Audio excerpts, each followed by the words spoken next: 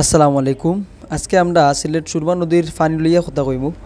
আপনারা আসলে বিভিন্নভাবে দেখরা বা জান্ডা সিলেট ইতিমধ্যে কয়েকটা উপজেলা আসলে পানিতে ভরপুর এবং বন্যা হয়ে গেছে।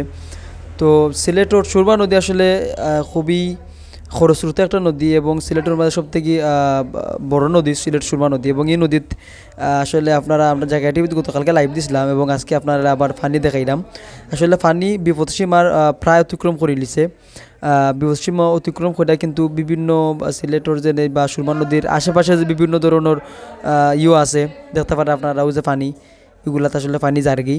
তাছাড়া আপনার পানির দেখতে পারা আসলে গত 4-5 দিন আগেও কিন্তু পানি লাগানো আসলো না, বর্তমানে পানিতে লাগানো হয়েছে।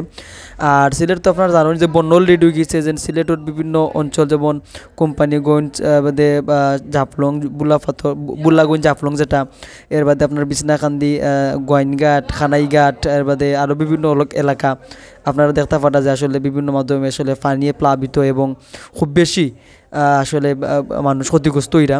আসলে এটার মূল কারণ হলো যে ঘূর্ণিঝড় রেমাল থেকে আপনার যে পাহাড়ি দোষে আসাম যেটা আছে ইন্ডিয়া থেকে আসলে ফানি আর এবং এই আসামর খরস্রোতা ফান্নে বা এই যে ডলে পাহাড়ি ডলে আসলে এই অবস্থার গত 2 দিন আগে আসলে খুব কম আসলে। তবে গতকাল রাত থেকে লাগাইয়া বা গতকাল দিন থেকে সিলেটর আসলে বা ওই যে কোম্পানিগঞ্জ বুলাগঞ্জ এর বাদে খানাইঘাটের এটাত পানি আসলে খুব বেশি বাড়ি গেছে।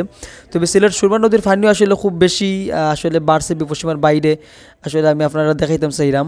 আর আমরার প্রস্তুতি নেওয়া আসলে দরকার। আসলে কোন সময় কোন ঘটনা ঘটবো আপনারা আমরা আসলে জানা নাই। 2022-এর বন্যার কথা মনে হইলে কোনো পর্যন্ত আসলে খুব একটা কষ্ট লাগে। 2022 আসলে খুব বেশি একটা মানুষে হাই হুতাশ করছইন।